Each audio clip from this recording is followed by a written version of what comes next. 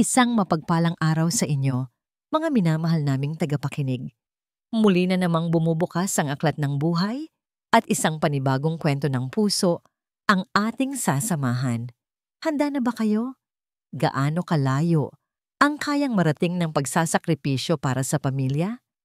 Sinasabi nila, ito raw ang sukatan ng tunay na pagmamahal. Pero paano kung ang mismong pagmamahal na yon ang magiging dahilan para mabuksan ang pinto ng isang masakit na katotohanan? Samahan natin si Hiraya sa kanyang paglalakbay sa kwentong pinamagatang Ang Presyo ng Pangarap. Ang nakabibinging tunog ng sirena ang pumunit sa pagod na diwa ni Hiraya.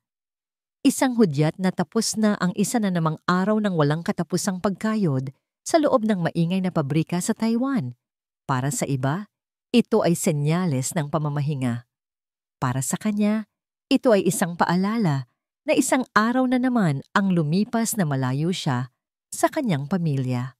Habang naglalakad pabalik sa maliit na kwartong kanyang inuupahan, kasabay ng daan-daang iba pang manggagawang Pilipino, ramdam niya ang bawat himaymay ng kanyang kalamnan na sumisigaw sa pagod. Ngunit sa kabila ng lahat, isang ngiti ang unti-unting sumilay sa kanyang mga labi.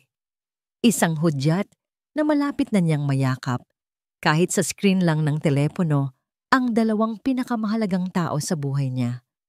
Ang kanyang asawang si Dante at ang kanilang munting anghel, ang 8 taong gulang nilang anak na si Sinag. Pagdating sa kwarto, hindi na siya nag-abala pang magpalit ng damit.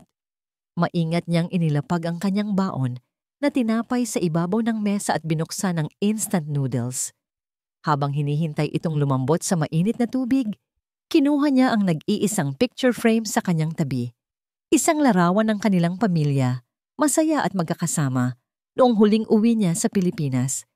Konting tiis pa, Hiraya, bulong niya sa sarili, habang hinahaplos ang mukha ni Dante sa litrato. Para sa kanila, para sa kinabukasan ninyo.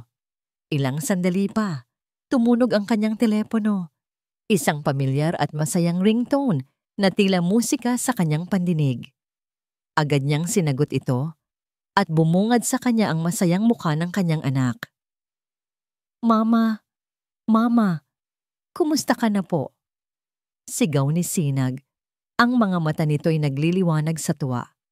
Anak ko, ayos lang si Mama. Ikaw, kumain ka na ba? Si Papa mo? Sunod-sunod na tanong ni Hiraya. At sa isang iglap, tila nabura lahat ng kanyang pagod. Opo, Mama. Pinakain po ako ni Papa ng masarap na adobo. Sagot ng bata, sabay pakita ng isang drawing sa kamera. Isang bahay kubo, may 3 tao na magkakahawak kamay sa ilalim ng isang malaking araw. Mama, ito po tayo. Malapit ka na po umuwi, di ba? Naramdaman ni Hiraya ang panunubig ng kanyang mga mata. Oo, anak. Malapit na. Pag nakaipon pa si Mama, uuwi na ako at hindi na aalis.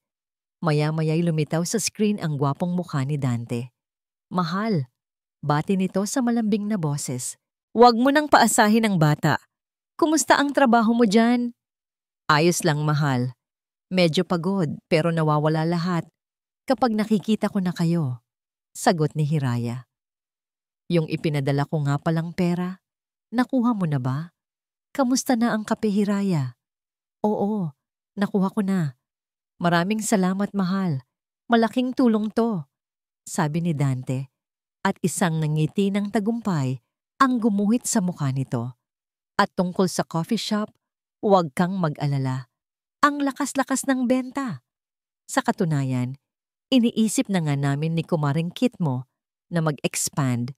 Tamang-tama, tong padala mo. Puno ng pagmamalaki ang puso ni Hiraya. Ang lahat ng sakripisyo niya ay nagbubunga. Talaga, mahal? Nako, mabuti naman kung ganon. Sige, gagalingan ko pa dito para makapagpadala ulit ako kaagad. Ikaw ang the best, mahal, sabi ni Dante.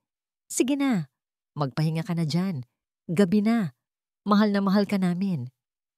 Mahal na mahal ko rin kayo, sagot ni Hiraya. Ngunit bago pa niya maibaba ang tawag, may narinig siyang isang mahinang halikhik ng babae sa kabilang linya. Isang tawa na pamilyar, Ngunit hindi niya matukoy kung saan nanggaling. Ano yun, mahal? Tanong niya. Nag-iba ang ekspresyon ni Dante. Tila ito nataranta. Wala yun, mahal. Yung TV lang, may pinapanood kasi ako. Sige na, ibababa ko na to. I love you. At bago pa makasagot si Hiraya, pinatay na ni Dante ang tawag. Napatitig si Hiraya sa itim na screen ng kanyang telepono. Isang butil ng pagdududa ang biglang sumibol sa kanyang isipan. Bakit parang nagmamadali si Dante? At ang tawang iyon, hindi iyon tunog ng galing sa telebisyon. Pinilit niyang iwaksi ang masamang kutob. Pagod lang siguro siya. Marahil ay guni-guni niya lang ang lahat. Upang libangin ang sarili, binuksan niya ang kanyang Facebook account. Nag-scroll siya sa kanyang newsfeed, tinitingnan ang mga masasayang post ng kanyang mga kaibigan sa Pilipinas. At doon, isang larawan ang pumukaw sa kanyang atensyon. Isang selfie. Si Marikit, ang kanyang matalik na kaibigan at kumare, ang Kit na tinutukoy ni Dante. Nakangiti ito ng matamis sa kamera at nakatag sa post si Dante at ang kape Hiraya. Ang caption, "Salamat sa laging pag-aalaga, partner. More success to us." Normal lang sana ang post, ngunit may isang bagay na nagpatigil sa paghinga ni Hiraya. Isang detalye na nagpabilis sa tibok ng kanyang puso at nagdala ng kakaibang lamig sa kanyang buong katawan. Pamilyar ang damit na suot ni Marikit sa litrato. Isang maluwag na itim na t-shirt na may printa ng isang banda. Sandali, kinabahan siya. Iyon ang t-shirt na ipinadala niya para kay Dante noong nakaraang linggo. Sigurado siya. Siya mismo ang pumili at nagbalot noon, walang duda. Iyon ang t-shirt ng asawa niya. Agad niyang pinalaki ang litrato, halos duruin ang screen ng kanyang telepono, na para bang sa muling pagtingin ay magbabago ang kanyang nakikita. Ngunit hindi. Naroon pa rin ang pamilyar na disenyo ng banda. Ang bahagyang gusot sa may kuwelyo na natatandaan niyang napansin bago pa man ito maingat na itiklop at ilagay sa kahon. Baka naman nagkataon lang. Bulong niya sa hangin, sinusubukang kumbinsihin ang sarili. Baka bumili rin si Kit ng kapareho o baka ipinahiram ni Dante. Ngunit habang inuulit niya ang mga salitang yon sa kanyang isip, lalo lang itong nagiging katawa-tawa. Bakit ipapahiram ni Dante ang isang bagong damit na galing sa kanya? At kung ipinahiram man, bakit ito isusuot ni Marikit sa isang selfie na may kasama pang pusong emoji at tinawag pa si Dante na partner? Muling sumagi sa kanyang isipan ang eksena kanina sa video call. Ang biglaang pagputol ni Dante sa kanilang usapan at ang halikhik, ang mahinang tawa ng babae na sinabi niyang galing lang sa telebisyon. Biglang nanlamig ang kanyang mga kamay, nanginginig. Hindi iyon tunog ng galing sa TV. Iyon ay tunog ng isang taong naroroon mismo sa silid. Iyon ang tawa ni Marikit. Sigurado siya. Parang may isang matulis na bagay ang biglang tumusok sa kanyang dibdib, malamig at nanunuot hanggang sa kanyang kaluluwa. Ang kaninang pagod ay napalitan ng isang kakaibang kaba. Ang pag-asa ay biglang nabahira ng lason ng pagdududa. Napatingin siya sa kanyang hapunan, ang instant noodles na lumamig na at ngayoy isa na lamang malagkit na bagay sa loob ng tasa. Tila ito isang larawan ng kanyang mga pangarap na biglang nanlamig at nawalan ng lasa. Halos mabitawan niya ang kanyang telepono. Pinindot niya muli ang litrato, tinitigan ang nakangiting mukha ng kanyang matalik na kaibigan. Suot ang damit na dapat sana ay nasa katawan ng kanyang asawa. Ang ngiti ni Marikit ay tila isang pangungutya. Ang caption na "Salamat sa pag-aalaga" ay tila isang sampal. Isang tanong ang paulit-ulit na umaling-awngaw sa kanyang isipan. Isang tanong na sumisira sa pundasyon ng tiwalang matagal niyang iningatan. Bakit? Bakit suot iyon ni Marikit? Sa kabilang banda ng mundo, sa bayan ng Talaaraw, ibinaba ni Dante ang telepono. Ang malambing na ngiti sa kanyang labi na ipinakita niya kay Hiraya, ilang saglit lang ang nakalipas ay agad na naglaho na parang isang maskarang hinubad. Bumuntong hininga siya ng malalim at humarap sa babaeng kanina patahimik na nakaupo sa gilid ng kama. Ang babaeng may-ari ng halikhik na narinig ni Hiraya, si Marikit. Suot ang itim na t-shirt na padala ni Hiraya para kay Dante. "Oh, tapos na pala ang drama ninyo," sabi ni Marikit. May bahid ng pang-uuyam sa kanyang boses. Itinaas niya ang kanyang kilay. "Ano? Naniwala na naman ba ang martir mong asawa?" Hindi sumagot si Dante. Sa halip, kinuha niya ang kanyang wallet at mula roon ay dinukot ang isang makapal na bungkos ng bagong-bagong 1,000 piso. Ang perang kakatapos lang i-claim mula sa padala ni Hiraya. Iniabot niya ito kay Marikit. "Ito na," sabi niya sa mahinang boses. "Ang pinakahihintay mo." Ang mga mata ni Marikit ay nagningning sa tuwa. Kinuha niya ang pera at inamoy ito na parang isang mamahaling pabango. "Ayan, ganyan dapat partner. Ang bango-bango talaga ng pera galing sa pawis ng iba, no?" Humalakak siya ng malakas, isang tunog na kay tamis pakinggan kung hindi mo alam ang kasamaang nakatago sa likod nito. Isinandal ni Dante ang kanyang likod sa pader at napapikit. "Kit, hindi kaya masyado na tayong garapal? Paano kung malaman niya?" "Malaman ng alin, Dante?" sabi ni Marikit habang isa-isang binibilang ang pera. "Napalugi na ang kape, Hiraya, na yung sinasabi mong expansion ay pambayad lang sa mga utang natin at pambili ng mga bagong gamit ko? O na yung pera niya, ginagastos nating dalawa habang magkasama tayo, dito mismo sa kama niya?" Ang bawat salita ni Marikit ay tila isang patalim na lalong bumaon sa konsensya ni Dante. Ngunit bago pa siya makasagot, lumapit ito sa kanya, ipinulupot ang mga braso sa kanyang batok at hinalikan siya ng mapusok. "Huwag ka nang mag-isip ng marami, mahal," bulong nito sa kanyang tainga. Ginagaya ang lambing sa tawag ni Hiraya sa kanya. "Ang mahalaga, masaya tayo. At saka, yung asawa mo, masyado siyang abala sa pagiging bayani sa Taiwan para mapansin pa ang mga nangyayari dito." Muli, nagpatalo si Dante sa tukso. Niyakap niya si Marikit at isinubsob ang mukha sa buhok nito. "Pero paano kung tumawag ulit siya? Muntik na niya tayong mahuli kanina." "Kaya nga kailangan natin ng solusyon diyan," sabi ni Marikit. Sabay hiwalay sa pagkakayakap. Kinuha niya ang kanyang telepono. "Tingnan mo to." Ipinakita niya kay Dante ang isang litrato ng pinakabagong modelo ng telepono, ang iPhone 17 Pro Max. "Bili tayo ng ganito. 2. Para may sarili tayong linya. Para kapag tumatawag ka sa akin o ako sa'yo, hindi na kailangan magtago. Pera naman ni Hiraya ang gagamitin." Napalunok si Dante. "Ang mahal niyan, Kit. Mahahalata niya yan." "Hindi, kung may palusot ka," sagot ni Marikit na may ngiting tuso. Umupo siya sa kandungan ni Dante. Hinaplos ang mukha nito. "Ganito ang gagawin natin. Gagamitin natin ang parte ng perang to para bumili. At yung isa, yung para sa'yo." Tinitigan niya si Dante ng diretso sa mata. "Sasabihin mo sa anak mo, regalo mo sa kanya." Natigilan si Dante. "Ano? Kay Sinag? Bakit naman?" "Para hindi ka hinahinala," paliwanag ni Marikit, na para bang iyon ang pinakaluhikal na bagay sa mundo. Para kapag nakita niyang may bago kang telepono, sasabihin mo lang na para sa kanya talaga yon. Para hindi na siya magtanong kung bakit may bago ka. At para hindi na rin magduda si Hiraya kapag nakita ng bata yan sa video call. Isang ngisi ang gumapang sa mga labi ni Marikit. Isang nangising malamig, kalkulado, at puno ng kasamaan.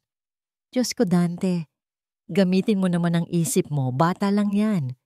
Anong malalaman yan?" Napatingin si Dante kay Marikit. Sa ganda ng mga mata nito na walang bahid ng anumang pagsisisi, Sa ngiti nito na kayang pagtakpan ang pinakamaitim na mga balak. May isang munting tinig sa kanyang isipan na sumisigaw. Nagsasabing mali ito, na ginagamit nila ang inosenteng bata sa kanilang kasalanan. Ngunit ang tinig na yon ay madaling nalunod ng halik ni Marikit, ng higpit ng yakap nito, ng pangako ng isang buhay na mas masaya at walang sakripisyo. Dahan-dahan, tumango siya, isang halos hindi mahahalata, ngunit sapat na pagsang-ayon para kay Marikit. Isang ngiti ng tagumpay ang sumilay sa mga labi ni Marikit. Muli siyang lumapit at bumulong sa paraang nagyeyelo sa lamig. Habang hinahaplos ang pisngi ni Dante, sabihin mo sa anak mo para sa kanya ang regalo, para hindi siya magtaka kapag nakikita niya tayong palaging magka-video call. Huminto siya sandali at ang kanyang mga mata ay nagpakita ng isang kislap ng purong panunuya. Huwag kang mag-alala, Dante. Sa huli, isa lang naman siyang bata. Isang linggo na ang lumipas mula nang makita ni Hiraya ang litrato. Isang linggo ng mga gabing walang maayos na tulog kung saan paulit-ulit niyang tinititigan ang nangiti ni Marikit sa kanyang telepono hanggang sa mamaga ang kanyang mga mata. Sa umaga, pipilitin niyang maging normal. Sasabihin sa sarili na baka paranoid lang siya, na baka mayroong isang simpleng paliwanag sa lahat ng ito. Ngunit sa gabi, ang anino ng pagdududa ay muling bumabalik, mas malaki at mas madilim kaysa dati. Sinubukan niyang tawagan si Marikit, pero laging sinasabi nitong abala sa coffee shop. Sinubukan niyang tanungin si Dante sa paraang hindi halata, pero laging iniiba ng asawa ang usapan. Ang bawat pag-iwas nila ay lalong nagpapatibay sa tinik na nakabara sa kanyang lalamunan. Ngayong gabi, nagpasya siya. Kailangan niyang marinig ang boses ng kanyang anak. Kailangan niya ng kahit isang patak ng normalidad sa gitna ng unos sa kanyang isipan. Huminga siya ng malalim, pinilit na pakalmahin ang nanginginig na kamay at pinindot ang video call button. Gagawin niyang normal ang lahat. Magpapanggap siyang walang alam. Magpapanggap siyang masaya. Mama! Ang masayang sigaw ni Sinag ang sumalubong sa kanya at sa isang sandali, tila gumaan ang kanyang pakiramdam. Mama, na-miss po kita. Na-miss din kita, anak ko. Sagot ni Hiraya, isang pilit na ngiti ang nakaguhit sa kanyang mga labi. Kumusta ang pag-aaral mo? Mabait ka ba dyan kay Papa? Opo, Mama. Tingnan niyo po, sabi ng bata. Sabay iwi na gayway ang isang test paper na may malaking pulang star. Mataas po ang score ko sa math. Napakagaling naman ng anak ko. Puri ni Hiraya, at sa pagkakataong yon, ang kanyang tuwa ay totoo. Dahil dyan, may ipapadala si Mama na premyo para sa'yo. Biglang nagliwanag ang mukha ni Sinag. Talaga po, Mama. Pero Mama, naunahan na po ako ni Papa.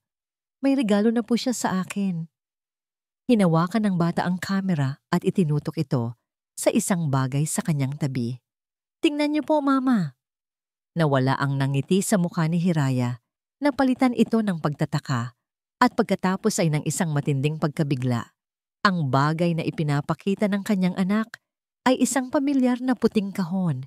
Sa ibabaw nito, ang logo ng isang nakakagat na mansanas. Papa bought me a new phone. Masayang anunsyo ni Sinag. Isang iPhone 17 Pro Max daw po ito. Sabi po ni Papa, dahil mabait daw po akong bata. Napatanga si Hiraya. Hindi siya makapagsalita. Ang mga salita ng kanyang anak ay umalingaw-ngaw sa kanyang tainga. Ngunit tila hindi ito maproseso ng kanyang utak. Isang iPhone 17 Pro Max? Saan kukuha si Dante ng ganoon kalaking pera? Ang huling padala niya ay halos sakto lang para sa mga bayarin at sa sinasabi nitong panggastos sa expansion ng Kape Hiraya. Mahal, tawag ni Dante, na ngayon ay lumitaw na sa tabi ni Sinag. Isang alanganing ngiti ang nasa kanyang mukha. Nagustuhan mo ba ang sorpresa? Pinilit ni Hiraya na magsalita. Nakontrolin ang panginginig ng kanyang boses. Dante, saan galing yan? Ang mahal niyan ah. Nag-iwas ng tingin si Dante, tila naghahanap ng tamang sasabihin. Bonus, mahal, galing sa coffee shop. Dahil malakas nga ang benta, nagbigay sila ng bonus sa akin. Sabi ko naman, imbes na sa akin, sa anak na lang natin. Deserve niya, di ba? Bonus? Anong bonus? Siya ang nagpondo ng halos lahat ng puhunan sa negosyong yon. Kung mayroon mang bonus, dapat ay alam niya. Ang kasinungalingan ay napakalinaw, napakatapang, na tila isang malakas na sampal sa kanyang mukha. Bago pa siya makahuma, muling nagsalita si Sinag sa tono ng isang batang walang kamalay-malay sa bigat ng kanyang mga sinasabi. Opo, Mama. Tapos, si Tita Kit. Mayroon din siyang kaparehas. Sabi po niya para daw po madali niyang matawagan si Papa kapag may kailangan sa kapehiraya. At doon, kumuho ang lahat. Ang 2 bagong telepono, ang palusot na para sa negosyo, ang litrato, ang tawa, ang t-shirt. Ang lahat ng piraso ng palaisipan ay biglang nagkabit-kabit, bumubuo ng isang larawan ng kasuklam-suklam na pagtataksil. Nanlabo ang kanyang paningin dahil sa mga luhang nagbabadyang tumulo, ngunit pinigilan niya ito. Hindi ngayon. Hindi sa harap ng kanyang anak. Huminga siya ng malalim. Isang hiningang tila kinuha niya mula sa pinakailalim ng kanyang pagkatao.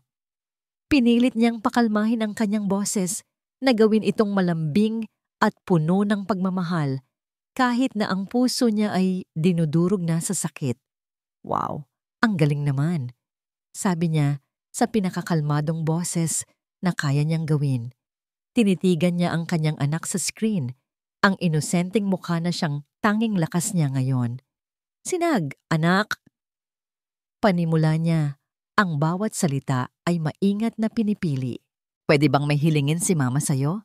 Isang sikreto lang nating 2, ha? Nang matapos ang tawag, matagal na nakatitig si Sinag sa madilim na screen ng bago niyang telepono. Hindi niya lubos na naintindihan ang lahat. Ang alam niya lang, iba ang boses ng kanyang mama kanina. Ang dating boses na laging mainit at masaya ay parang biglang nilagyan ng yelo. Malamig at may panginginig.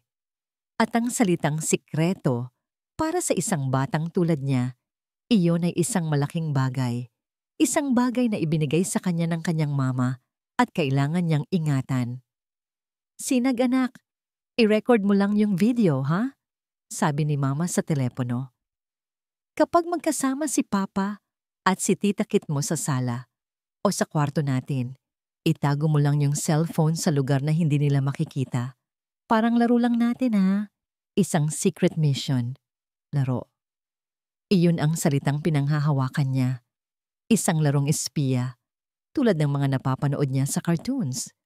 Siya ang bida at ang misyon niya ay para sa kanyang mama.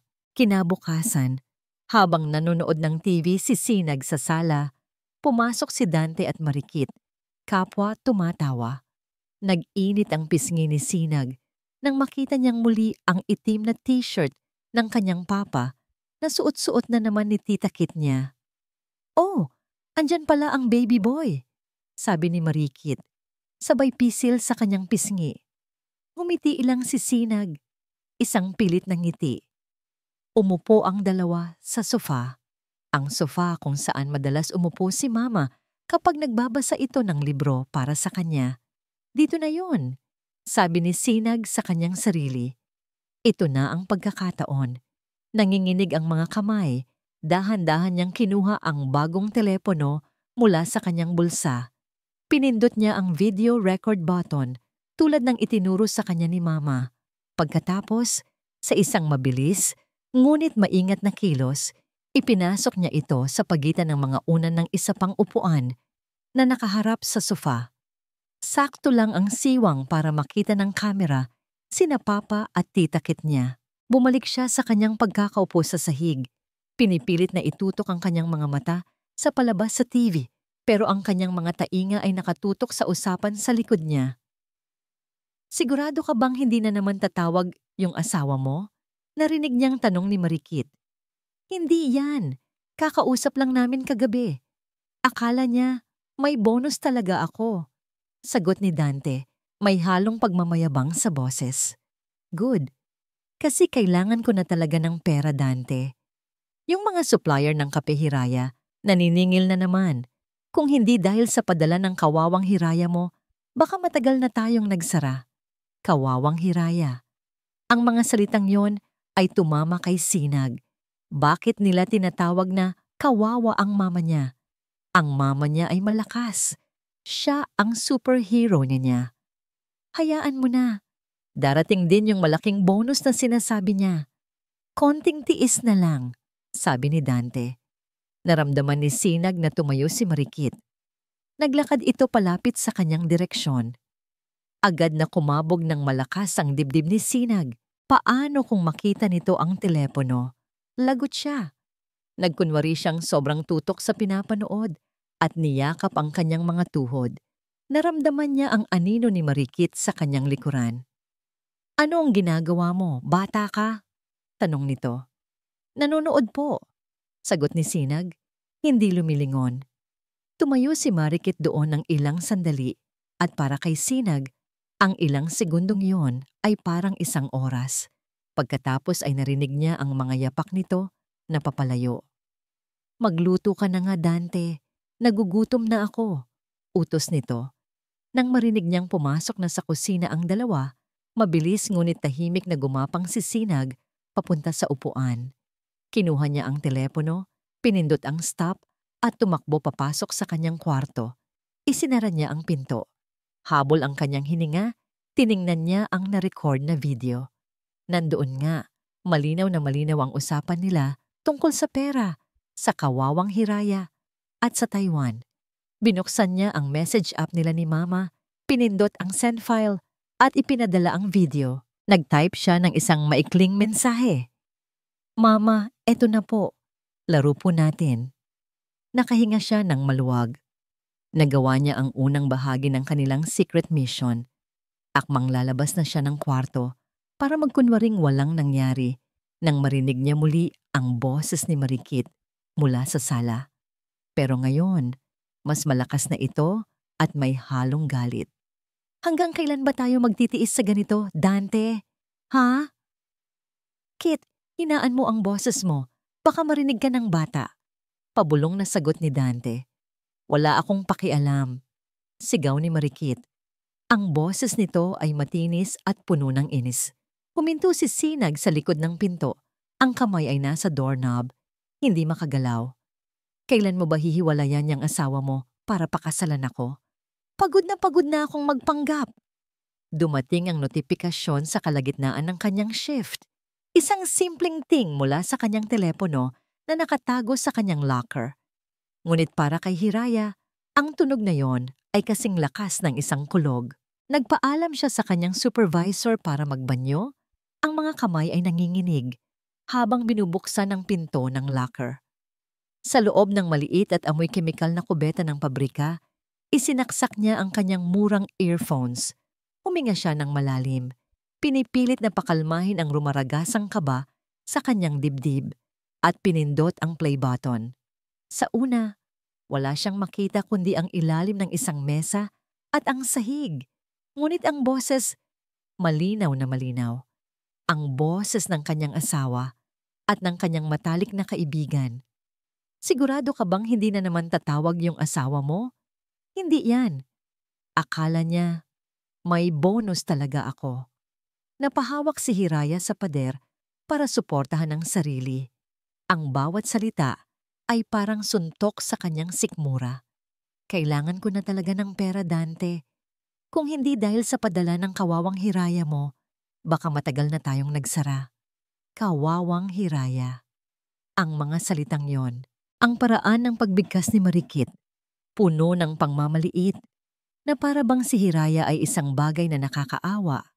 Isang taong madaling lokohin, isang walking ATM na walang pakiramdam. Iyon ang pinakamasakit. Hindi pa niya nakikita ang katibayan ng pagtataksil sa laman, ngunit naririnig na niya ang pagtataksil sa kaluluwa. At ang huling narinig niya bago matapos ang video, ang sigaw ni Marikit. Kailan mo ba hihiwalayan yung asawa mo para pakasalan ako? Pagod na akong magpanggap. Napahawak siya sa kanyang bibig upang pigilan ang isang hikbing gustong kumawala. Nagsimulang manubig ang kanyang mga mata. Ngunit hindi ito tumulo. Parang may isang malamig na bagay ang biglang kumalat sa kanyang buong katawan, pinapawi ang init ng mga luhang nagbabanta. Ang panginginig ng kanyang mga kamay ay huminto. Ang kanyang mga daliri, na kanina'y halos hindi maipindot ang screen, ay naging matatag. Hindi na ito sakit, galit na ito. Isang dalisay, nagyeyelo, at nakakalkulang galit. Alam na niya ngayon. Ang pagdududa niya ay totoo. Ang kutob niya ay tama. Ngunit ang video na ito, kulang pa. Ito ay salita, laban sa salita. Kailangan niya ng isang bagay na hindi nila maitatanggi. Isang bagay na sisira sa kanila nang walang anumang duda. Pinunasan niya ang gilid ng kanyang mga mata kahit walang luhang lumabas. Binuksan niya ang kanyang messenger at nag-type ng reply para kay Sinag. Pagkatapos ay tinawagan niya ito. "Hello, Mama?" Sagot ng munting boses. Pinilit ni Hiraya na gawing pinakamalambing at pinakamasaya ang kanyang boses, kahit na ang bawat salita ay parang bubog na dumadaan sa kanyang lalamunan. "Hello, my little secret agent. Napanood ko na ang video. Ang galing-galing mo talaga." "Talaga po, Mama?" Tila nabunutan ng tinik ang boses ni Sinag. "Akala ko po magagalit kayo kasi maingay po si Tita Kit." "Hindi, anak. Hindi ako galit," sabi ni Hiraya habang pumipikit ng mariin. "Nakatulong ng malaki ang ginawa mo. Pero, pwede bang humingi pa ng isang pabor si Mama?" "Opo, Mama." "Ano po yon?" Sagot ni Sinag. Ang boses ay puno ng sigasig. "Okay, Agent Sinag. Makinig kang mabuti," sabi ni Hiraya. Pinipilit na panatilihin ang tono ng isang laro. "Kailangan nating maging mas maingat ngayon, okay? Baka malaman nila ang secret mission natin. Sa susunod, kung maaari, gusto ni Mama na malaman kung ano pa ang pinag-uusapan nila kapag sila na lang dalawa, lalo na kapag nasa loob sila ng kwarto ni Mama." Ang pagsabi ng kwarto ni Mama ay nagdulot ng panibagong kirot sa kanyang puso.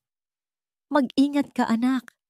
Itago mo ang telepono sa ilalim ng kama o sa likod ng mga unan, basta sa lugar na hinding-hindi nila makikita. At kung pakiramdam mo ay delikado, itigil mo na agad, ha? Ang kaligtasan mo ang pinakamahalaga sa lahat." Naiintindihan ba ni Agent Sinag? "Yes, Mama. Copy po," sagot ng bata. Ang boses ay puno ng determinasyon. Pagkatapos ng tawag, sumandal si Hiraya sa malamig na pader ng kubeta. Ang unang patak ng lason ay naipadala na. Ngayon, oras na para sa pangalawa. Kinuha niya muli ang kanyang telepono, huminga ng malalim, at tinawagan ang numero ni Dante. Isang ring lang, sinagot agad ito. "Mahal, napatawag ka?" Binago ni Hiraya ang kanyang boses. Ginawa niya itong malambing, puno ng pananabik, at walang bakas ng kahit anong galit o sakit. "Mahal, may maganda akong balita sa'yo," masayang sabi niya. "Ano yon, mahal? Mukhang masaya ka, ah?" tanong ni Dante. "Oo, kasi mukhang magkakaroon ako ng malaking bonus sa katapusan ng buwan. Malaki talaga, mahal, dahil sa sipag ko daw sa trabaho." Pagpapatuloy ni Hiraya, bawat salita ay matamis na kasinungalingan. Narinig niya ang pananabik sa boses ni Dante. "Talaga, mahal? Naku, napakagandang balita niyan. Magkano daw?" Hindi pa sigurado, pero malaki raw. At naisip ko, imbes na itago ko pa sa bangko, ipapadala ko na lang lahat sa'yo. Para sa expansion ng Kape Hiraya. Para matupad na natin ang lahat ng pangarap natin, mahal. Ang huling mga salita ay halos ikasukan niya. Ngunit pinilit niyang panatilihin ang tamis sa kanyang tono. "Diyos ko, Hiraya. Talaga? Napakabait mo talaga, mahal. Sige, sige. Asahan ko iyan. Naku, sigurado, lalago na talaga ang negosyo natin. Maraming salamat. Walang anuman, mahal. Para sa inyo naman ni Sinag ang lahat ng ito, sabi ni Hiraya. Sige na, babalik na ako sa trabaho. Magsipag ka dyan, ha? Mahal na mahal kita. Mahal na mahal din kita, Hiraya. Sobra, sagot ni Dante. Pagkababa ng tawag, hindi gumalaw si Hiraya. Ang maskara ng pagpapanggap ay biglang bumagsak. Napasandal siya sa pader.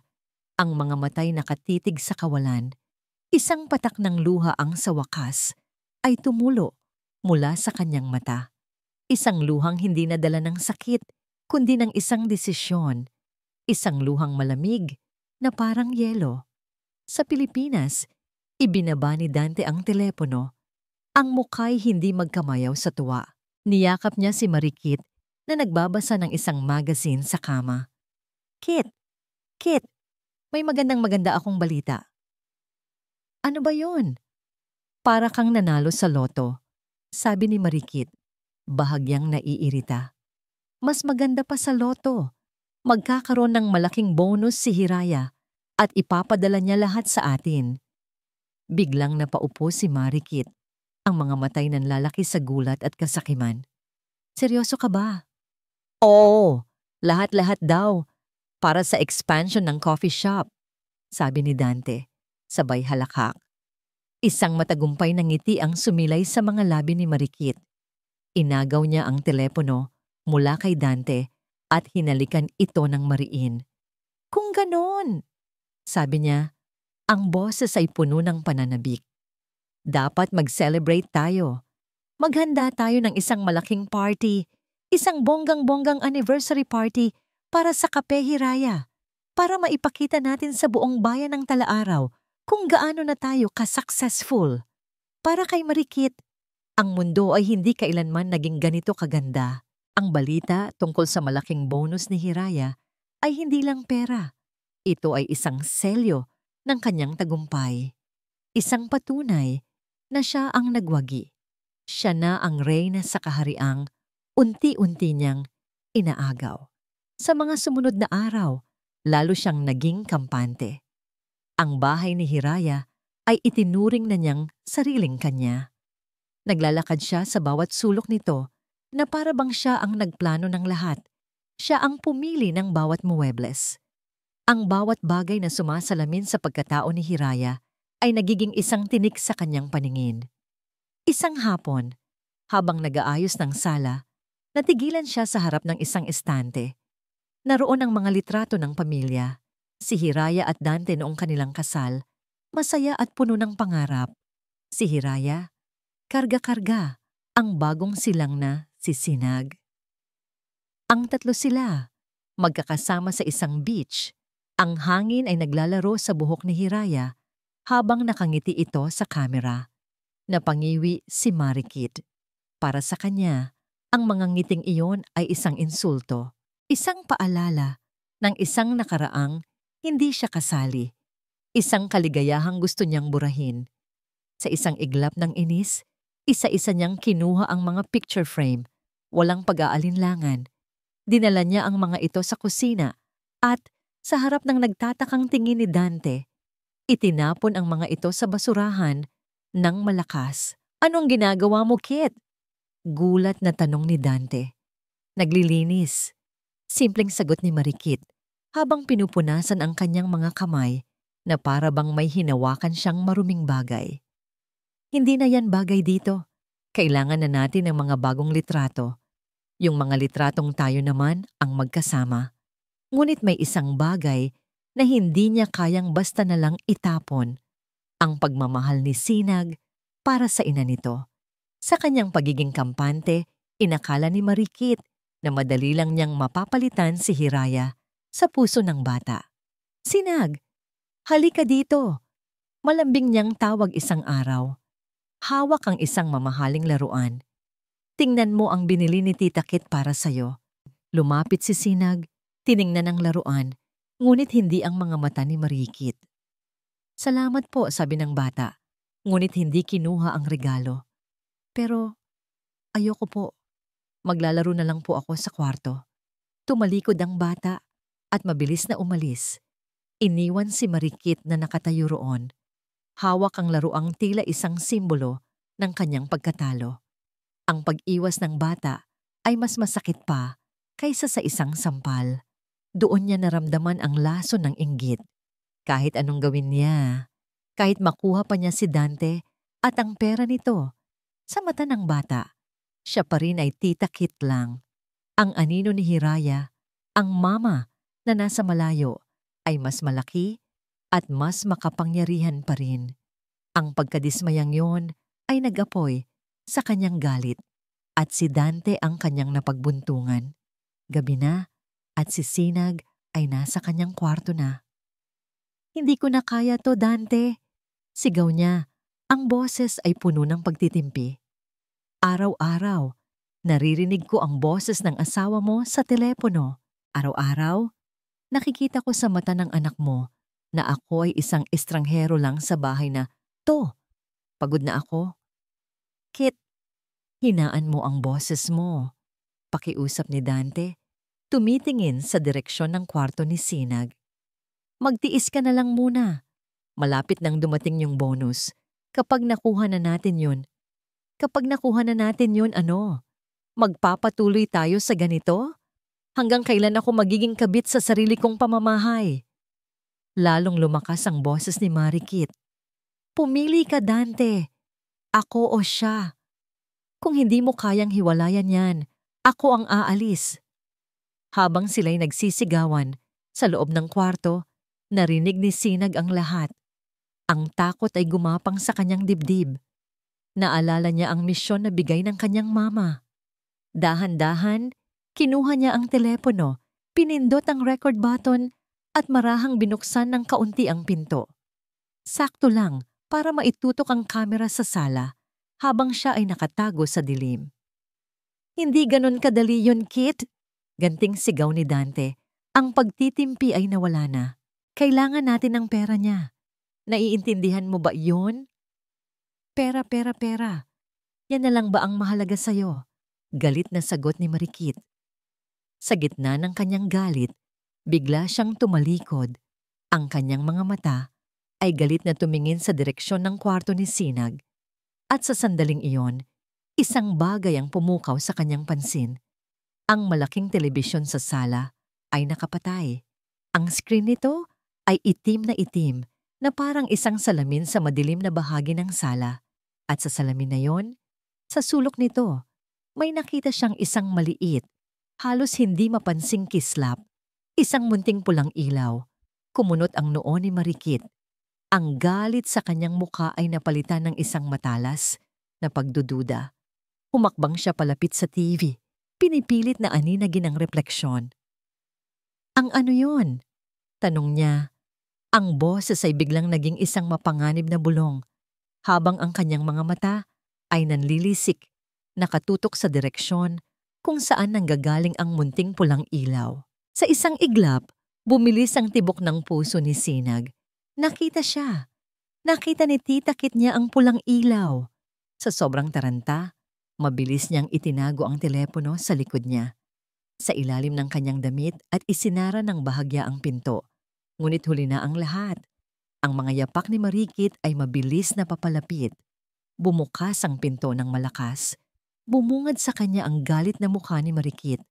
Ang mga mata nito'y nanlilisik na parang isang ahas. "Bakit gising ka pa, ha?" Matigas na tanong nito.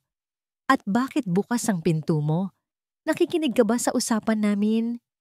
Umiling si Sinag. Ang mga matay ng lalaki sa takot. Hindi po. Papunta po sana ako sa CR." Hindi naniwala si Marikit. Pumasok ito sa kwarto at tiningnan siya mula ulo hanggang paa na para bang hinahanap ang isang bagay na nakatago. "Nasaan ang cellphone mo?" Nasa lamesa po." Pagsisinungaling ni Sinag, itinuturo ang kanyang study table kung saan nakalagay ang luma niyang tablet. Sinugod ni Marikit ang lamesa, hinalugog ito. Tiningnan sa ilalim ng unan, sa loob ng aparador. Ang bawat kilos nito ay marahas at puno ng pagdududa. Habang nakatalikod ito, Mahigpit na niyakap ni Sinag ang telepono na nakatago sa kanyang likuran. Nagdarasal na sana'y hindi ito mapansin. Wala naman dito. Inis na sabi ni Marikit nang wala siyang makita. Hinarap niya si Dante na sumunod pala sa kanya. Baka naman nagkamali lang ako ng tingin. Sabi ko naman sa'yo, Kit, pagod ka lang. Sabi ni Dante, hinawakan ito sa braso. Tingnan mo ang bata. Takot na sa'yo. Matulog ka na, Sinag. Utos nito sa anak. Tumangulang si Sinag. Mabilis na humiga sa kama at nagtalukbong ng kumot. Kahit na ang puso niya ay parang gustong kumawala sa kanyang dibdib. Narinig niya ang pagsara ng pinto. Narinig niya ang mahinang usapan nila sa labas. Bata lang yan, Kit. Matulog na tayo, sabi ni Dante. Kalimutan mo na yon. Narinig niya ang mga yapak nilang papalayo, papunta sa direksyon ng kwarto ng kanyang mga magulang. Ang kwarto ni Mama. Sa ilalim ng kumot, nanginginig si Sinag. Gusto na niyang itigil ang laro. Nakakatakot na. Pero bigla niyang naalala ang malungkot na boses ni Mama sa telepono. Lalo na kapag nasa loob sila ng kwarto ni Mama. Alam niyang ito na. Yun. Ito na ang huling misyon. Pinakiramdaman niya ang paligid. Nang sigurado na siyang tahimik na, dahan-dahan siyang bumangon. Sa kadiliman, gumapang siya palabas ng kanyang kwarto. Ang bawat galaw ay maingat na maingat. Ang pinto ng kwarto ni Mama ay bahagyang nakaawang. Mula sa siwang may mahinang ilaw na nanggagaling sa lampshade. At may mga tunog, mahihinang tawanan, mga bulungan, ang kaluskos ng kumot. Hindi niya maintindihan ang lahat, pero alam niyang mali. Sobrang mali. Nanginginig ang kanyang buong katawan. Nagsimulang mamasa ang kanyang mga mata. Ngunit hinigpitan niya ang hawak sa telepono para kay Mama. Itinaas niya ang telepono. Nanginginig ang hinlalaki habang pinipindot ang record button. Itinapat niya ang kamera sa siwang ng pinto. Ang nakita niya ay isang imaheng habambuhay na magmamarka sa kanyang isipan. Ang kanyang papa at ang kanyang tita Kit. Magkayakap sa ibabaw ng kama ng kanyang mama. Walang damit. Mabilis niyang ibinaba ang telepono at tinakpan ang sariling bibig upang pigilan ang isang hikbi. Mabilis siyang gumapang pabalik sa kanyang kwarto. Isinara ang pinto nang walang tunog at sumubsob sa kanyang unan. Doon, sa ilalim ng kumot, sa gitna ng katahimikan at ng kanyang mga luhang tahimik na dumadaloy, ipinadala niya ang huling ebidensya. Ang video na wawasak sa lahat. Kasama nito, isang maikling mensahe. Tinipan ng kanyang mga daliring nanginginig pa rin sa takot at sakit. Mama, natatakot po ako. Sa Taiwan, sa loob ng kanyang maliit at tahimik na kwarto, nagising si Hiraya sa tunog ng isang notifikasyon. Kinaapan niya ang telepono sa dilim. Nang makita niya ang pangalan ni Sinag, agad siyang napabangon. Binuksan niya ang mensahe. Una niyang nabasa ang mga salita. Mama, natatakot po ako. Isang pamilyar na lamig ang gumapang sa kanyang likuran. At pagkatapos, pinindot niya ang play sa video. Walang tunog. Hindi niya kailangan ng tunog. Ang imahe sa screen ay malinaw. Malinaw na parang isang bangungot na nagkatotoo. Ang kanyang asawa, ang kanyang matalik na kaibigan, sa kanyang kama. Ang telepono ay dumulas mula sa kanyang nanginginig na kamay. Bumagsak ito sa sahig na may mahinang kalabog. Ngunit si Hiraya ay hindi gumalaw. Hindi siya sumigaw. Hindi siya umiyak. Nakaupo lang siya roon, sa dilim, nakatitig sa kawalan. Ang sakit ay napakalalim, napakatindi, na tila lumagpas na ito sa puntong kaya pa niyang maramdaman. Ang natira na lang ay isang nakabibinging katahimikan sa loob ng kanyang pagkatao. Ilang minuto siyang nanatiling ganoon.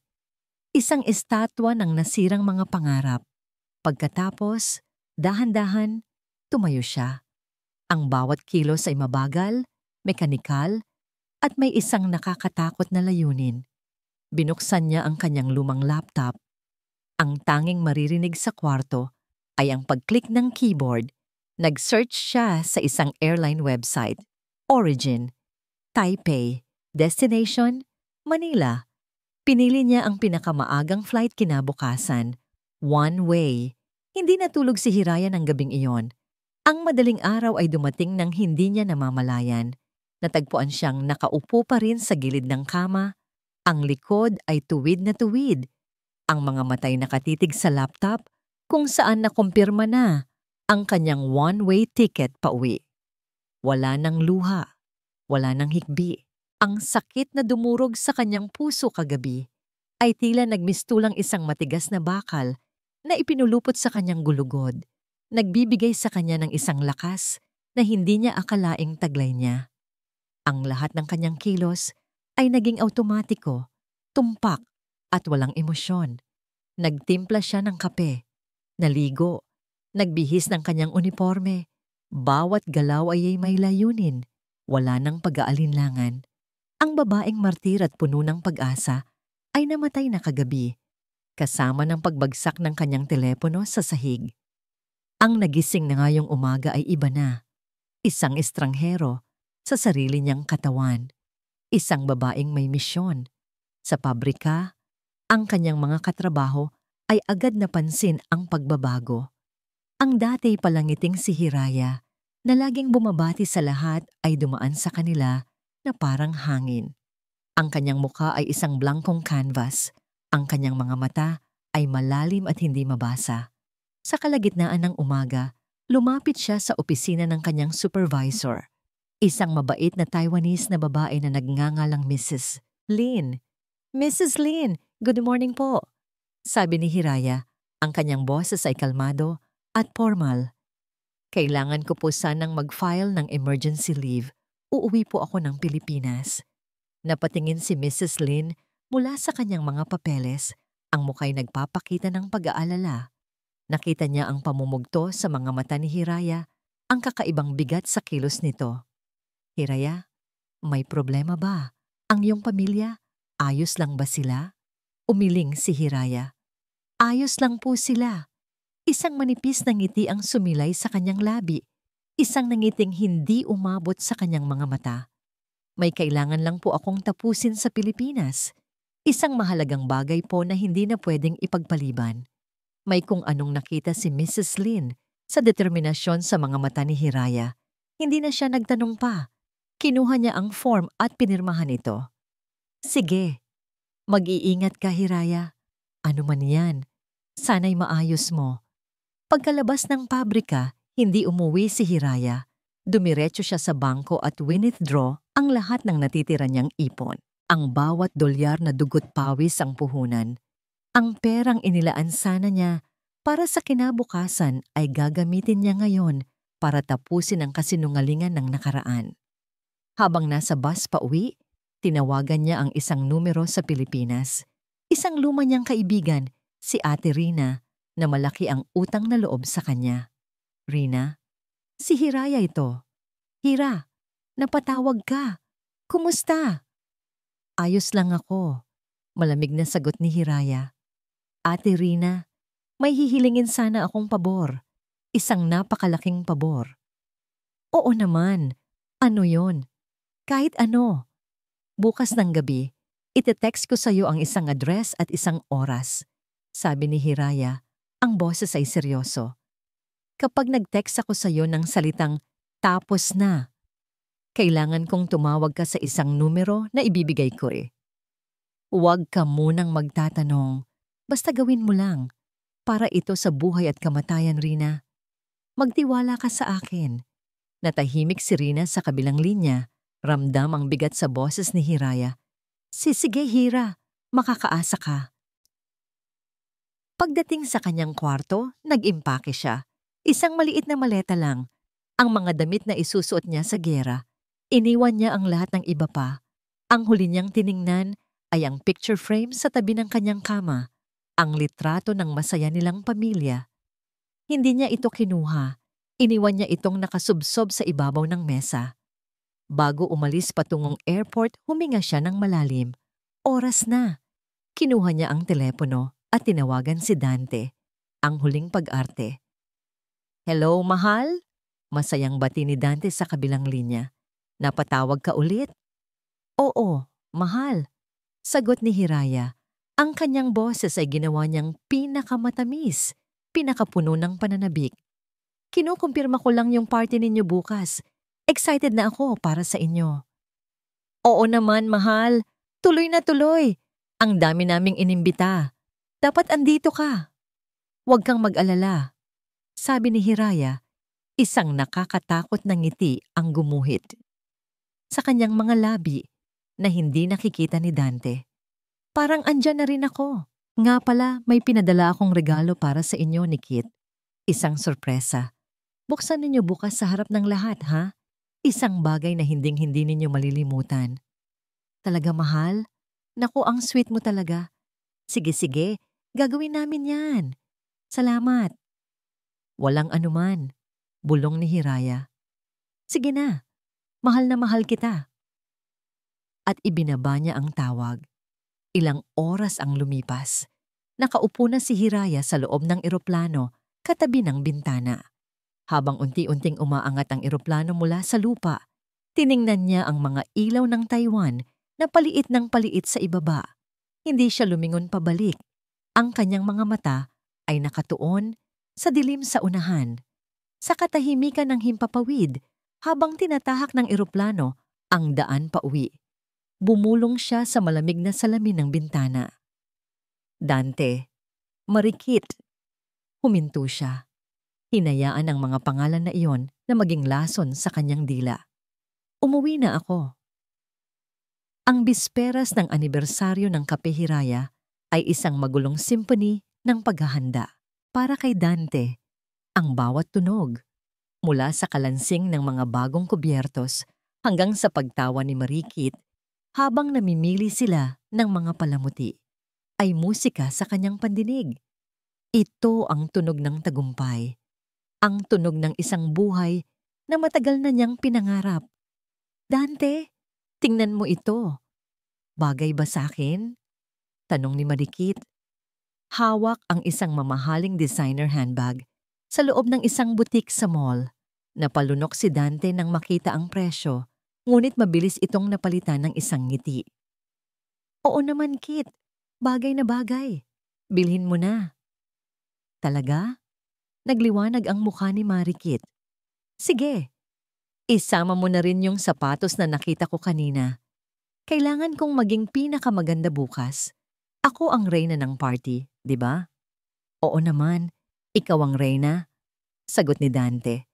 At habang iniaabot niya ang credit card, isang extension card mula sa account na nakapangalan kay Hiraya, isang munting tinik ng konsensya ang kumirot sa kanyang dibdib. Mabilis niya itong iwinaksi. Investment ito. Isang investment para sa kanilang imahe. Karapat-dapat naman sila dito. Pagkatapos ng kanilang pamimili, ginugol nila ang buong hapon sa pagtawag at pag-text sa lahat ng kanilang kakilala.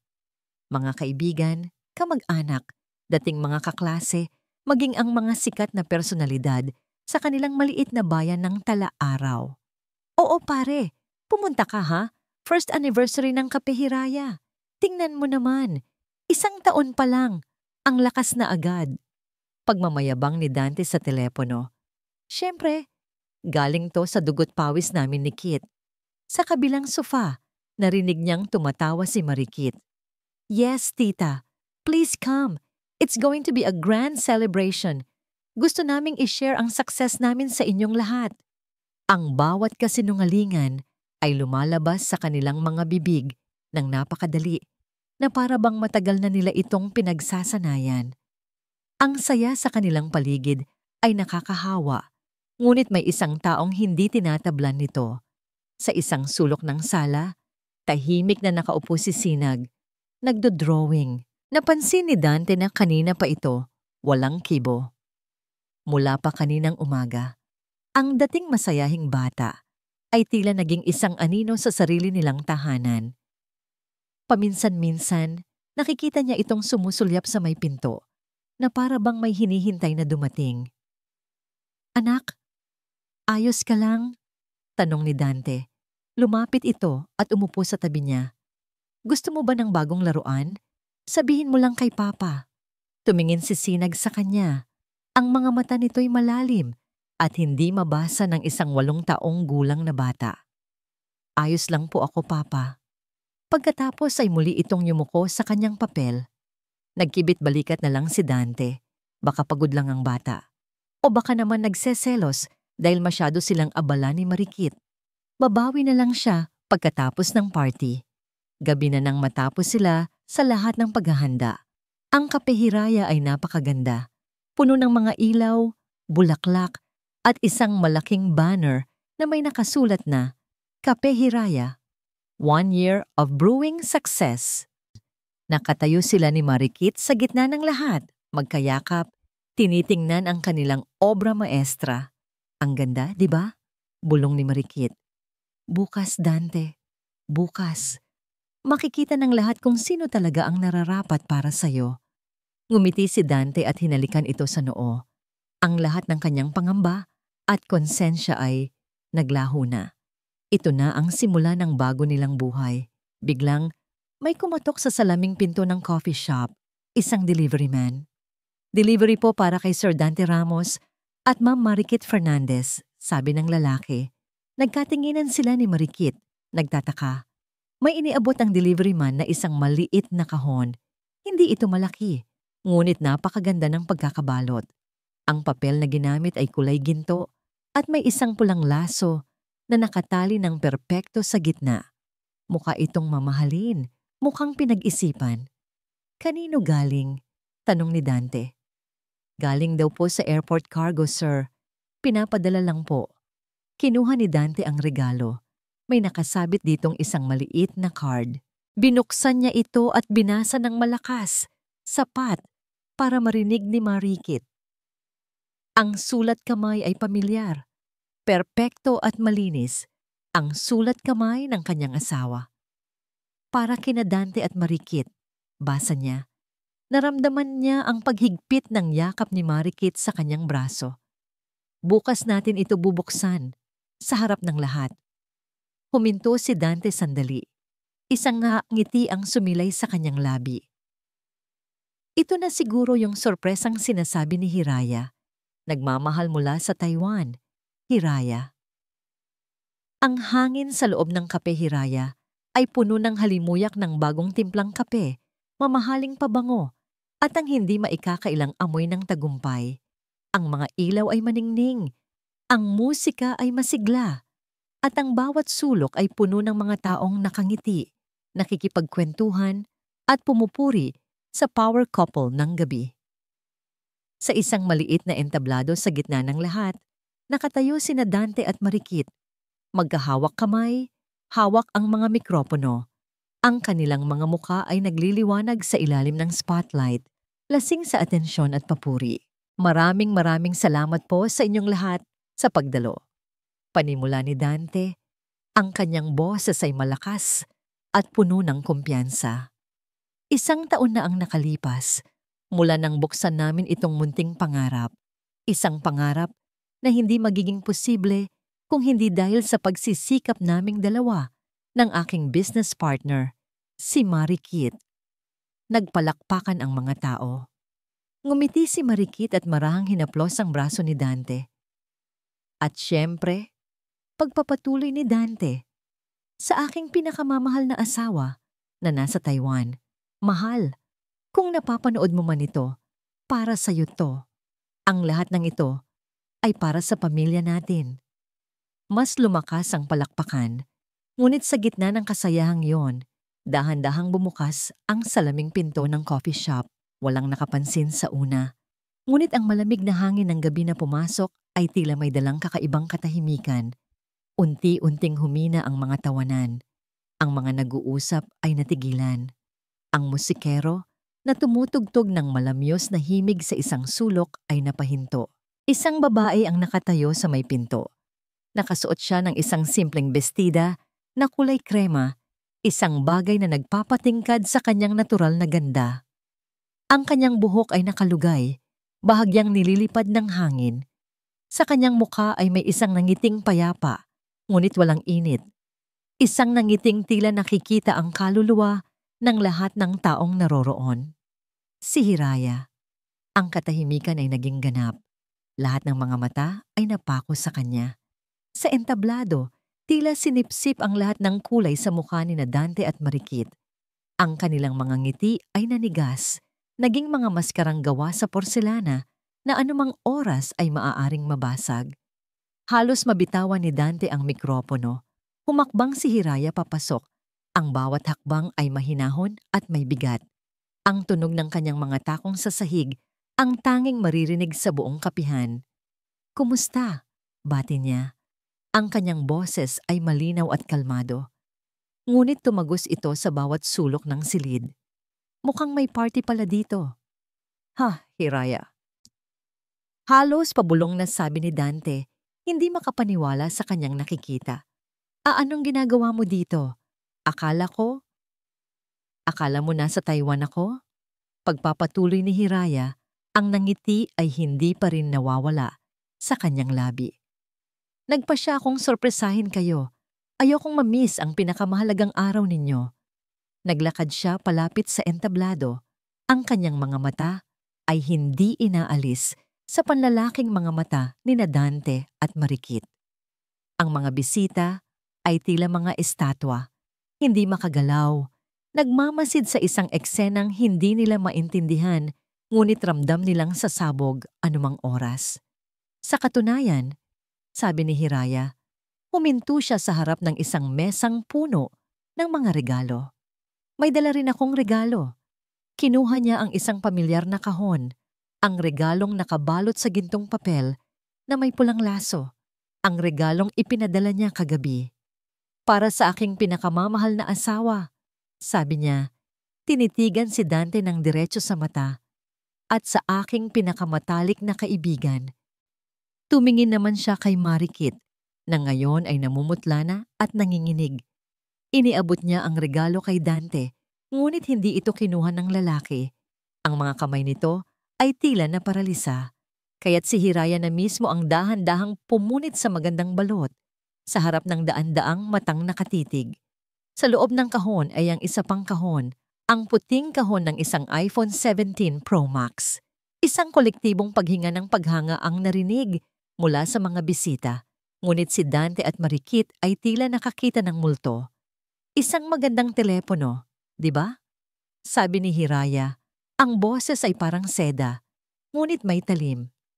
"May kapareho nito ang anak ko, at may kapareho din nito si Kit." Kinuha niya ang telepono mula sa kahon. Sa isang mabilis na kilos, isinaksak niya ang isang maliit na cable dito, at ang kabilang dulo ay ikinonekta sa laptop na nakakabit sa malaking projector screen sa likod ng entablado. Ang screen na kanina lang ay nagpapakita ng mga masasayang litrato ng coffee shop. Ang sabi nila, ang isang larawan daw ay katumbas ng 1,000 salita. Sabi ni Hiraya, humarap siya ngayon sa mga manonood. Pero minsan, ang isang video ay nagsasabi ng buong katotohanan. Tumingin siya kina Dante at Marikit sa huling pagkakataon. Nakita niya ang takot, ang pagsusumamo, ang pagkabigla sa kanilang mga mata. "Hayaan ninyong ipakita ko sa inyo." Bulong niya sa mikropono, ang kanyang boses ay biglang naging malamig na parang yelo. Ang isang maikling pelikula tungkol sa kanilang love story, at pinindot niya ang play. Ang malaking screen sa likod nila ay biglang umilaw. Walang magandang musika, walang magandang editing, tanging isang nanginginig na kuha mula sa siwang ng isang pinto. Ang eksena, isang pamilyar na kwarto, ang kwarto ni Hiraya, ang mga bida, ang kanyang asawa at ang kanyang matalik na kaibigan, magkayakap, walang damit. Isang sabay-sabay na paghinga ng gulat ang pumuno sa buong silid, na sinundan ng isang nakabibinging katahimikan. Ang tanging maririnig na lang ay ang mahihinang ungol at halinghing na nagmumula sa mga speaker. Isang malinaw na testimonya ng kanilang pagtataksil. ipinapalabas para sa buong mundo na masaksihan. Ang video ay natapos na, ngunit ang huling imahe, ang nakakasukang eksena sa kanyang sariling kama, ay nanatiling nakatatak sa malaking screen na parang isang permanenteng mantsa.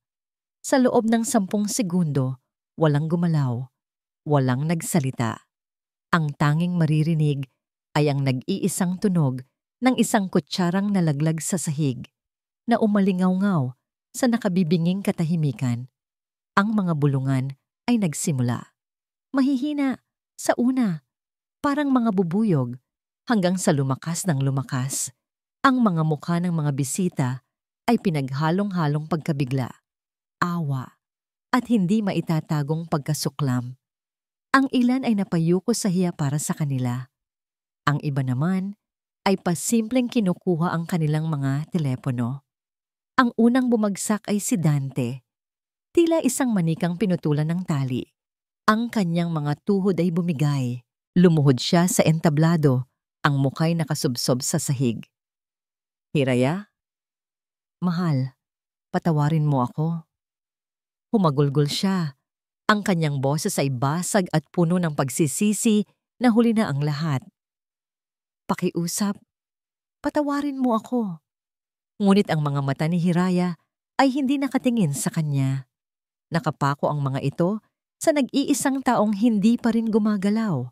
Ang taong ang pagkabigla ay mabilis na napalitan ng isang mailap na apoy ng galit. Si Marikit. "Hayop ka!" Unang salitang lumabas sa bibig ni Marikit. Isang bulong na puno ng kamandag. Biglang itinaas niya ang kanyang ulo at ang kanyang mga mata ay nag-aapoy sa pura-purong galit. "Hayop ka, Hiraya! Sinira mo ang buhay ko." Sa isang kisap mata, sumugod siya mula sa entablado. Ang kanyang mga kuko ay handang manakmal. Ang kanyang bibig ay bumubuga ng mga mura. "Mang-aagaw ka! Ahas ka!" Hindi natinag si Hiraya. Kalmado siyang naghintay. Ngunit bago pa man makalapit si Marikit sa kanya, may ilang bisitang lalaki na ang humarang dito. Hawak siya sa magkabilang braso. "Bitawan niyo ako! Papatayin ko ang babaeng yan!" Sigaw ni Marikit. Nagpupumiglas na parang isang mabangis na hayop. Tinitigan lang siya ni Hiraya. Isang tingin ng awa ang nasa kanyang mga mata. "Buhay mo? O ang buhay na ninakaw mo sa akin?" Huminga siya ng malalim at muling kinuha ang mikropono na binitawan ni Dante. "Ang nakita ninyo ay isang kasalanan," sabi niya sa mga taong naroroon. Ang kanyang boses ay muling naging kalmado at matatag. Ngunit meron pang isa. Ang kape, Hiraya.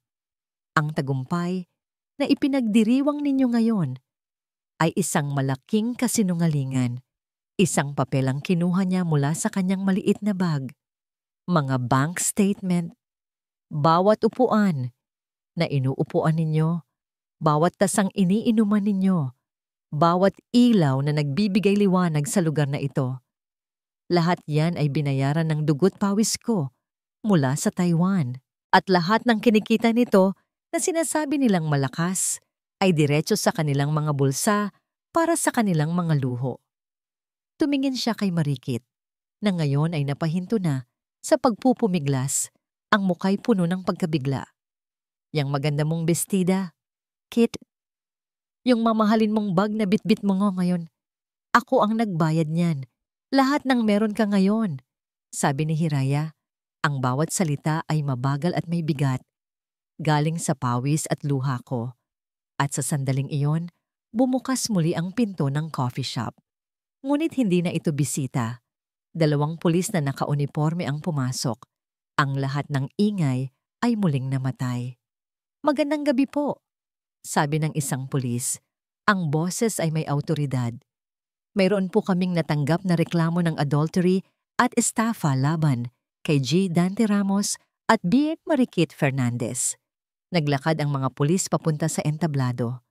Ang mga bisita ay nagsihawian na para bang nagbibigay daan sa hindi maiiwasang katarungan. Ang pagmamakaawa ni Dante ay naging iyak ng isang batang nahuli. Ang galit ni Marikit ay naging mga sigaw ng pagtanggi. Ngunit wala na silang nagawa nang ang malamig na bakal ng posas ay isinara sa kanilang mga pulso. Habang hinihila sila palabas, napatingin si Dante kay Hiraya. Sa huling pagkakataon, ang kanyang mga matay puno ng tanong at pagsisisi. Ngumiti lang si Hiraya, isang nangiting nagsasabing, "Tapos na." Nang mailabas na sila, ang mga bisita ay isa-isang umalis, nag-iiwasan ng tingin, nagbubulungan. Ang masayang party ay naging isang crime scene. Ang lugar na binuo ng kanyang mga pangarap ay naging isang libingan ng mga kasinungalingan. Naiwan si Hiraya na nakatayo sa gitna ng kalat, sa gitna ng mga tirang pagkain at mga basag na pangarap. Naramdaman niya ang pagod sa kauna-unahang pagkakataon sa buong gabi. Isang pinto sa likod ng kusina ang bumukas. Mula roon ay lumabas si Ate Rina. Akay-akay ang isang batang inaantok, ngunit pilit na lumalaban, si Sinag. Tumakbo ang bata papunta sa kanya. "Mama!" Yumuko si Hiraya at sinalubong ang kanyang anak ng isang mahigpit na yakap. Isinubsob niya ang kanyang muka sa buhok nito at doon, sa wakas, bumuhos ang mga luhang kanina pa niya pinipigilan. Tapos na ang unos. Lumipas ang ilang linggo. Ang iskandalo sa Kape Hiraya ang naging usap-usapan sa buong bayan ng Talaaraw bago unti-unting humupa. Ang kaso ay umuusad na. Isang hapon, habang nag-aayos sila ni Sinag sa kanilang nilipatang mas maliit na apartment, isang sulat ang dumating para kay Hiraya. Galing ito sa kanyang abogado. Binuksan niya ito, ang mga kamay ay bahagyang nanginginig. Isa itong ulat sa kanyang mga ari-arian. Ang Kape Hiraya ay isinara. Ang bank account nila ni Dante ay halos wala ng laman. Napatitig siya sa huling linya ng sulat. Matapos ang lahat ng bayarin sa abogado at mga utang na iniwan ni Dante, ang natira sa kanya mula sa lahat ng taon ng kanyang pagsasakripisyo sa Taiwan ay isang halagang halos hindi sapat para makapagsimula muli. Napaupo siya. Nanalo siya sa laban. Ngunit sa anong halaga? Lumipas ang 6 na buwan. Ang tag-araw ay naging tag-ulan at ang mga kwento sa bayan ng Talaaraw ay nag-iba na rin ng ihip. Ang pangalan ni Dante at Marikit ay unti-unti nang nalimot. Naging isang babala na lamang sa mga usapan sa kanto. Ang Kape Hiraya ay tuluyan ng nagsara. Ang pinto nito'y nakakandado. Isang monumento ng mga sirang pangarap at kasinungalingan. Para kay Hiraya, ang 6 na buwan na yon ay isang mahabang paglalakbay paloob. Hindi sa ibang bansa, kundi sa loob ng kanyang sarili. Ang natirang pera ay sapat lang para upahan ang isang maliit, ngunit malinis na apartment sa kabilang bahagi ng bayan. Walang magarang muebles, walang malaking telebisyon. Tanging ang mga bagay na tunay na mahalaga. Isang hapon, abala sila ni Sinag sa pagdidikit ng mga glow-in-the-dark na bituin sa kisame ng bago nilang kwarto. Ang tawanan ng bata ay umalingaw-ngaw sa halos walang laman na silid at para kay Hiraya, iyon ang pinakamagandang musikang narinig niya sa mahabang panahon. "Mama, tingnan mo, ang ganda," sabi ni Sinag, nakaturo sa mga bituing idinikit nito. "Para na po tayong nasa labas ng kalawakan." Ngumiti si Hiraya. "Oo nga anak, ang ganda." Walang bakas ng trauma sa mga mata ng bata. Ang tanging nakikita niya ay pagmamahal at ang seguridad na dulot ng presensya ng kanyang ina. Ang kanilang secret mission ay hindi na nila muling napag-usapan. Alam ni Hiraya na darating ang araw na magtatanong si Sinag at sa araw na yon, handa na siyang sabihin ang katotohanan. Ngunit sa ngayon, hahayaan muna niyang maging bata ang kanyang anak. Pagkatapos ng gabing iyon ng pagtutuos, hindi na muling umiyak si Hiraya dahil sa sakit. Oo, may mga gabing mahirap kung saan ang mga alaala ng pagtataksil ay bumabalik. Ngunit hindi na ito lason na pumapatay sa kanya. Isa na lamang itong peklat na nagpapaalala sa kanya kung gaano siya katatag. Upang mabuhay, ginamit niya ang tanging puhunang natira sa kanya, ang kanyang mga kamay, at ang husay sa pagluluto na natutunan niya mula sa kanyang ina. Nagsimula siya sa maliit. Sa kanilang munting kusina, gamit ang mga lumang kaldero at 2 gasul, nagluto siya ng mga paboritong pagkaing Pinoy. Pinost niya ito sa social media sa tulong ng ilang kaibigan. Ang pangalan ng kanyang maliit na online business, Hiraya's Kitchen, pagkaing luto sa puso. Isang araw, dumating ang kanyang unang order, isang tray ng menudo. Habang tinatanggap niya ang bayad, isang gusot na 500 piso, naramdaman niya ang isang kakaibang tuwa. Ang perang ito ay iba. Hindi ito galing sa sakripisyo sa malayong lugar. Ito ay galing sa sarili niyang pawis, sa sarili niyang bahay, sa sarili niyang paraan. Ito ay tunay na kanya. Dahan-dahan, dumami ang kanyang mga customer. Ang isang order ay naging 5, hanggang sa naging 10. Hindi siya mayaman. Malayo sa buhay na pinangarap niya noon. Ngunit sa bawat gabi, kapag natutulog siyang pagod, ngunit may ngiti, alam niyang mas masaya siya, mas buo. Isang hapon, dinala niya si Sinag sa dalampasigan ng bayan ng Talaaraw. Ang parehong dalampasigan kung saan binuo ang kanyang mga pangarap kasama si Dante. Ngunit ngayon, wala nang pait. Pinanood niya si Sinag habang tumatakbo ito. Hinahabol ang mga alon. Ang tawa nito ay sinasabayan ng ihip ng hangin. Ang araw ay dahan-dahang lumulubog, nag-iiwan ng kulay kahel at lila sa kalangitan. Lumapit si Sinag sa kanya. Niyakap siya ng mahigpit. "Mama, masaya po ako dito." Hinalikan ni Hiraya ang tuktok ng ulo ng kanyang anak. Hinigpitan niya ang yakap. Sa sandaling iyon, sa harap ng papalubog na araw at sa piling ng kanyang bituin, naintindihan niya ang lahat. Ang Hiraya na hinahanap niya, ang bunga ng kanyang mga pangarap, ay hindi pala isang malaking bahay, isang magarbong negosyo, o isang perpektong pamilya. Natagpuan na niya ang tunay niyang Hiraya. Ito ay ang simpleng kapayapaan sa kanyang puso. Ang kalayaang maging siya at ang walang katumbas na kaligayahan na makita ang nangiti sa mga labi ng kanyang anak. Isang ngiti ng purong pagmamahal ang kanyang ibinigay. "Tara na anak, uwi na tayo." Habang naglalakad sila papalayo sa papalubog na araw, hinarap ni Hiraya ang kinabukasan. Marami pang pagsubok, marami pang hirap. Ngunit sa kauna-unahang pagkakataon, hindi na siya natatakot dahil alam na niya ngayon kung ano ang tunay na mahalaga. Handa na siya. At dito na nga po nagtatapos ang makulay na paglalakbay ni Hiraya mula sa kaibuturan ng aking puso. Maraming pong salamat sa inyong walang sawang pag-antabay at pagsama sa bawat kabanata ng kwento ni Hiraya. Bawat sandali na inilian ninyo upang pakinggan ang kanyang istorya ay isang malaking karangalan para sa akin.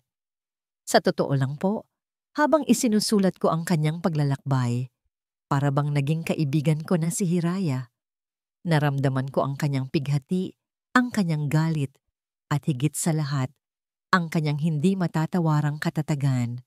Ang kanyang kwento ay isang paalala sa ating lahat na ang tunay na pag-ibig ay nagsisimula sa pagmamahal sa sarili. Na ang pagpapatawad, lalo na ang pagpapatawad sa ating mga sarili sa mga maling desisyon, ang unang hakbang tungo sa tunay na paghilom. At kahit gaano pa kadilim ang gabi, laging may pag-asang naghihintay sa pagsikat ng bagong umaga. Ngayon, nais ko naman pong marinig ang inyong boses. Ano ang pinakapumatak na aral sa inyo mula sa kwento ni Hiraya? Nagustuhan niyo ba ang kanyang naging pagtatapos? Ang inyong mga komento ay hindi lang basta mga salita. Ito po ay inspirasyon at liwanag na gumagabay sa akin sa paglikha pa ng maraming kwento. Hanggang sa muli nating pagkikita sa panibagong yugto ng buhay at pag-ibig.